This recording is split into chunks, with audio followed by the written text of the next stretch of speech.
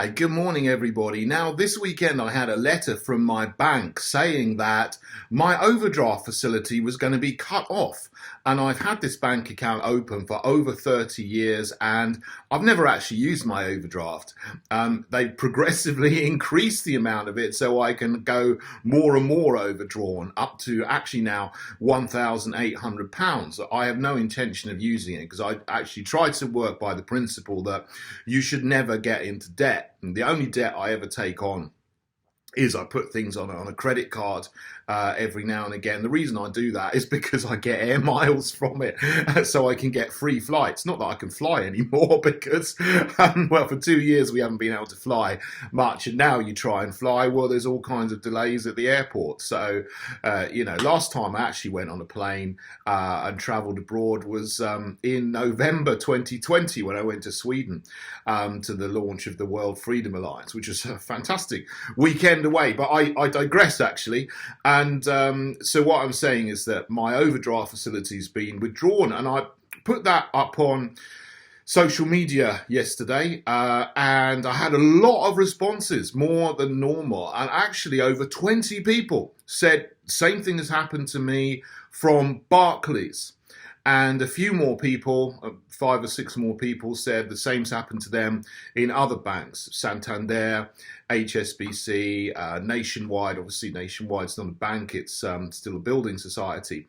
And a couple of people also have said that for no reason whatsoever, their limits on their credit cards had also been reduced quite drastically. Someone said it'd been reduced from 13,000 down to 1,000 for no apparent reason whatsoever. So it seems that the banks are doing this at the moment, and the date they said this is going to happen for me would be the 19th of September this year, 2022. So, I've got 6 or 7 weeks to clear my overdraft. If I had one, I don't, but if I had one, I would. I assume that other people have got a similar letter from Barclays, and other banks have been told the same thing. You have to clear your overdraft either now or within a few weeks before the end of September. Why is this happening now? It seems a very strange thing that all of a sudden a lot of people are getting letters saying that overdraft facilities have been withdrawn when there was absolutely no need to do that. Banks have been happy to give overdrafts to everybody, increase the amount they have, which trains people to rely on overdrafts and use it as a debt facility. Now suddenly they're cutting it off for a lot of people, and responsible people as well, not people who get into trouble, but people who have been able to pay it off easily every month or have never needed it at all. Well, we have the narrative at the moment which is being pushed at us all the time. Cost of living crisis, cost of living crisis, cost of living crisis. I'm actually starting to get a little bit suspicious about this because this is kind of a phrase that sticks in your head. A year ago or so, when everyone started to become aware of the World Economic Forum and the New World Order and so on, everybody all around the world, politicians of all parties, mainstream media, were pushing the phrase, build back better. They don't really use that anymore. I haven't heard anyone say that for a few months, but it was relentless and it was consistent across the board, across the world. Well, now we're getting this phrase, cost of living crisis is coming in. And because it's being pushed at us so much, I do think that this is being fabricated. Well, I mean, you don't really have to have a massive insight to see that it is, because there's been so much that governments around the world have done in lockstep together to ruin the economy. There's the net zero craziness. They want to destroy our energy infrastructure and try to get us to rely on solar panels and wind turbines, which don't produce hardly any energy. There's been the lockdown, which has destroyed huge numbers of businesses, wiped out people's jobs and livelihoods completely, ruined children's education. And then there's the experimental injections as well, which are now causing lots of injuries and deaths. And there's the continual stoking and provoking and trying to prolong conflict in Ukraine, which could have easily been avoided. We don't need to have this conflict at all. Could have been avoided in February, but just now people in the mainstream media in the West are actually coming around to speaking against it. It looks like they're going to throw Zelensky under the bus. So that's a whole other story for another video.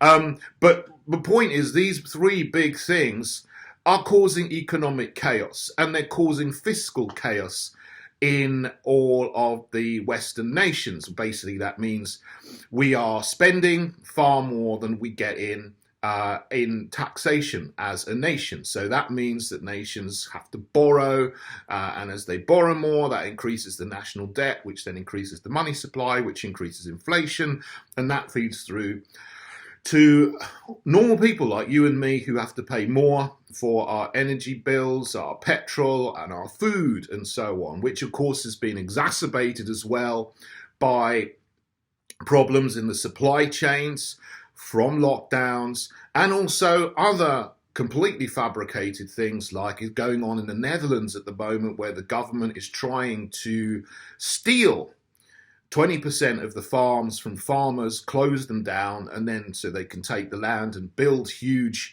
high-rise smart cities on them, as well as ruining the food supply and making food more scarce than it needs to be. Food is not scarce normally, or if the government just got out of the way and let farmers farm, food wouldn't be scarce. But there are fabricated food shortages coming. But the point is that this narrative is things are going to be hard in October.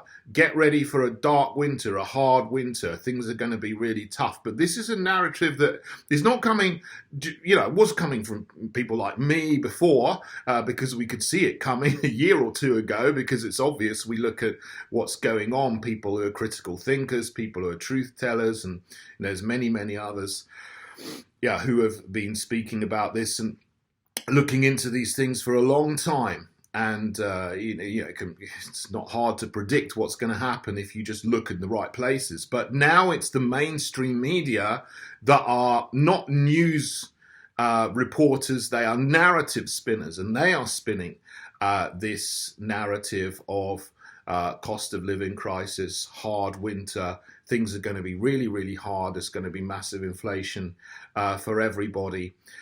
And I wonder if this is to then later on provide the solution, which of course is going to be digital currency, digital identity with social credit, and central bank digital currency. They've already told us in certain places they want to bring it in certain cities. China has it already, and the governments under the auspices of the World Economic Forum and other groups want to bring in this system, this new financial system with central bank digital currency in the UK, in the USA, Canada, Germany, France, Australia, New Zealand, all over the Western world. But it's not the right system for the future, and it's not the right system for freedom. And however hard it's going to be, people who've resisted lockdowns, and I've been so grateful to be able to march through London month after month after month with tens, hundreds of thousands of people to resist the tyrannical lockdowns over the last 2 years. We're going to have to now resist this digital identity and digital currency system that is coming in, or they want to bring in, because it looks like they're trying to fabricate some kind of chaos in the autumn, and it needs us to be strong and to prepare, get ready to be able to weather the storm for a number of months, if not longer than that, in terms of being able to eat and drink and so on, have water, have cleaning materials and so on, and to resist whatever coercion they might give to go on to a digital identity, digital currency system, either with positive coercion, with the promise of universal credit, universal benefit, whatever, universal basic income, that's what they call it, or negative coercion by saying, well, if you don't get this, then, you won't be able to buy anything, you won't, or whatever. That's going to be difficult, but once we accept this system, they will take it as the people are compliant, and then they will do it anyway.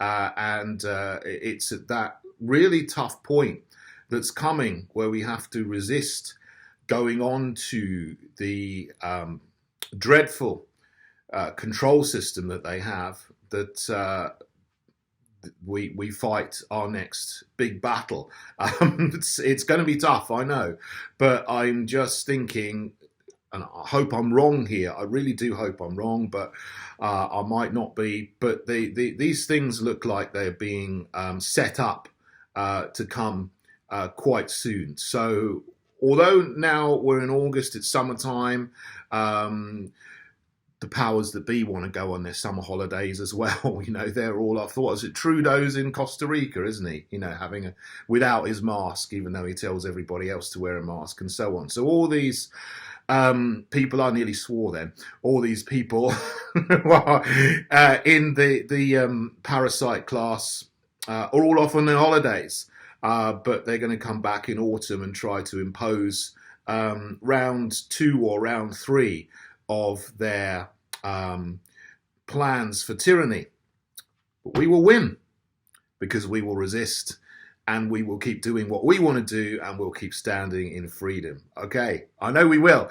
Thank you everyone for listening. God bless you all. Please do give me a thumbs up and subscribe to my channel. And if you're in the UK, join the Heritage Party for political resistance to tyranny and to stand up for freedom as well. Okay, bye-bye.